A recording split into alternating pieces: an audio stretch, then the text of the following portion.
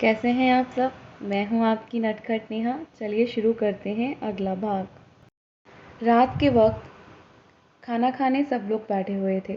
वहाँ पर दो लोग नहीं थे। एक तो करण था जो हमेशा अपने कमरे में रहता है क्योंकि वो सबसे जुदा जुदा रहता है, और दूसरा विवेक था जो अभी तक ऑफिस से लौट कर नहीं आया था। रूही बहुत रिलैक्स होकर खा रही थी। करण के सामने वो थोड़ा सा कॉन्शियस हो जाती है, शायद नर्वस हो जाती है। खाना खाने के बाद रूही ने सोचा आज वो दादी के पास बैठकर कुछ बातें कर ले।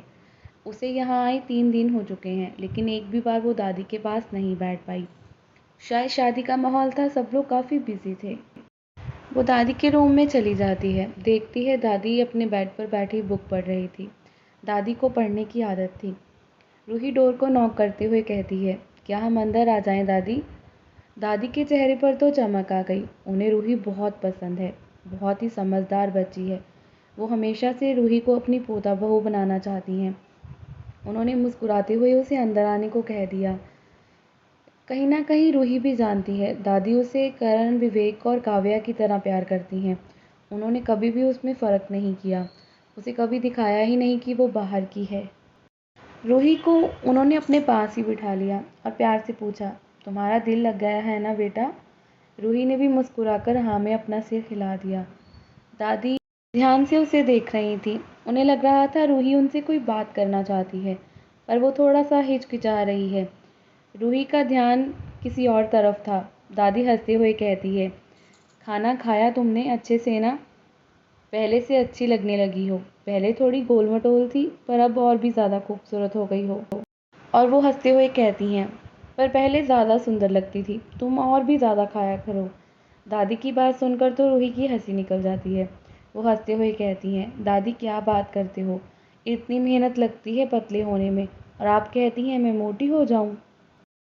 दोनों एक दूसरे की बात सुनकर हंसने लगती हैं। उनके अंदर हंसी के साथ साथ प्यार भी था एक दूसरे के लिए। दादी रूही के सिर पर हाथ फेरते हुए कहती हैं, मैं तुम्हारी दादी हूँ। अगर कुछ कहना चाहती हो तो कह सकती हो, मुझसे हिचकिचाने की ज़रूरत नहीं। हमारे रिश्ते में कोई भी हिचकिचाहट है ही नहीं। रूही कुछ कहने ही वाली थी कि तभी रूम में काव्या आ गई। काव्या को देखकर रूही ने अपनी बात बदल दी और दादी की तरफ देखकर कहा, मैं कहना तो नहीं चाहती पर मैं शिकायत लगाना चाहती हूँ, वो भी काव्या की। ये पूरी रात फ़ोन पर बात करती रहती है जीजू से, मुझे सोने भी नहीं देती। शादी इसकी है और तंग मैं हो रही हूँ, बोलो मैं क्या करूँ। और शिकायत करते हुए कहती है, इसे बोलो मेरे साथ थोड़ा वक्त बिताया करे, हमेशा सिर्फ फ़ोन पर लगी रहती है। दादी, काव्या और रूही तीनों बातों में लगी हुई थी।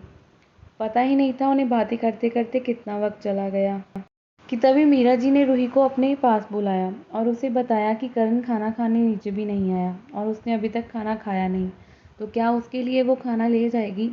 रूही मान गई थी। उसने प्लेट लगाई और करण की रूम की तरफ बढ़ गई। डोर पहले से ही खुला हुआ था। रूही को शायद इसकी अब आदत हो गई थी। रूही उसे आवाज़ देते हुए कहती है कि आप खाना खा लें। करण अभी भी बालकनी में था, शायद किसी सोच में डूबा हुआ था। करण पीछे पलटा तो वहाँ रूही खड़ी हुई थी, वो भी उसके लिए खाना लेकर। वो बस मुस्कुरा देता है, वो चुप रहता है, वो सबसे अलग अलग रहता है। उसने रूही को देखकर कहा, तुम चली जाओ, मैं खा लूँगा।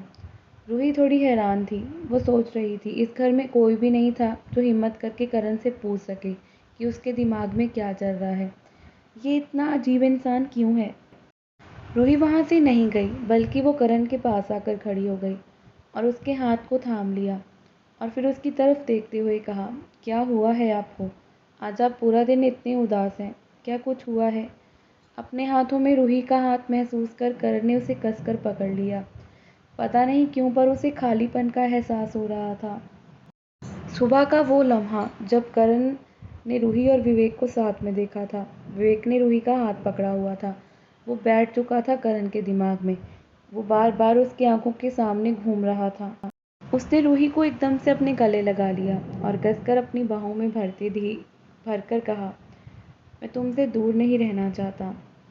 उसके शब्दों में बहुत प्यार था। रूही की धड़कनें बढ़ गई थी। वो हैरान थी, ये बहुत अचानक से हुआ था। रूही को इतना तो समझ आ गया था, करण अपनी भावनाओं से लड़ता था। वो उन्हें समझा नहीं पाता था। उसके दिल और दिमाग में एक जंग चल रही थी, एक ऐसी लड़ाई जिसके बारे में वो खुद भी नहीं जानता था। रूही चुपचाप उसे महसूस कर रही थी। करण ने उसे कसकर बाहों में भरा हुआ था। शायद ये पहली बार था जब उसने उसे गले लगाया था। काफ़ी देर इसी तरह उसे अपनी बाहों में भरकर वो खड़ा रहा। शायद खूबसूरत लम्हा था। चाँद की रोशनी उन पर पड़ रही थी। तारे उनकी मोहब्बत का गवाह बन रहे थे। रूही के कहने पर करण ने खाना भी खा लिया था। रूही भी काव्या के रूम में आ गई थी, चुपचाप से लेट गई थी और छत को देखते हुए खुद से सवाल कर रही थी। उसके दिल और दिमाग में भी अलग अलग ख्याल आ रहे थे। वो समझ नहीं पा रही थी, वो मोहब्बत करती है या फिर क्या है, या सिर्फ करण के लिए उसकी केयर है। वो खुद से सवाल करते हुए इसी तरह लेटी हुई थी और कब उसकी आंख लग गई उसे पता नहीं चला। अगली सुबह एक नॉर्मल सुबह की तरह ही हुई। सुबह जब रूही उठी तो फ्रेश होकर नीचे आई। पता चला करण घर पर नहीं है। शायद 2 दिन के लिए कहीं बाहर गया है। ये सुनकर उसे बहुत अजीब सी बेचैनी हुई। उसे बुरा लगा। क्यों हो रही थी उसे ये बेचैनी? उसे समझ में नहीं आ रहा था। क्या 3 दिन में उसे करण की आदत हो गई थी? क्या वो करण के लिए कुछ महसूस करने लगी थी? सबने बैठकर नाश्ता किया क्योंकि आज भी उन्हें शॉपिंग के लिए निकलना था। जो थोड़ी बहुत बची हुई शॉपिंग थी वो आज ख़त्म करनी थी। शादी की डेट बहुत जल्दी पास आ गई थी, बस 10 दिन बचे थे।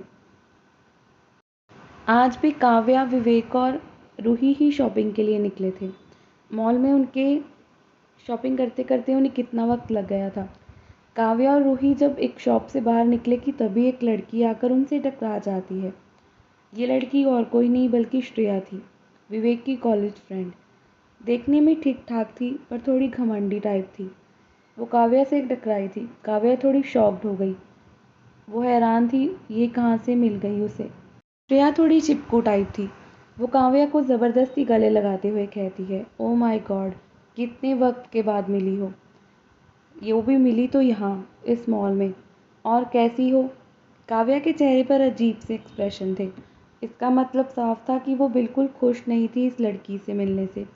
रूही को तो समझ नहीं आया कि हो क्या रहा है। ऊपर से वो लड़की श्रेया उसे अवॉइड कर रही थी। उसे ऐसे इग्नोर कर रही थी जैसे वो उससे मिलने के लिए बेकरार हो। कौन है लड़की? जानने के लिए सुनते रहिए मेरी कहानी।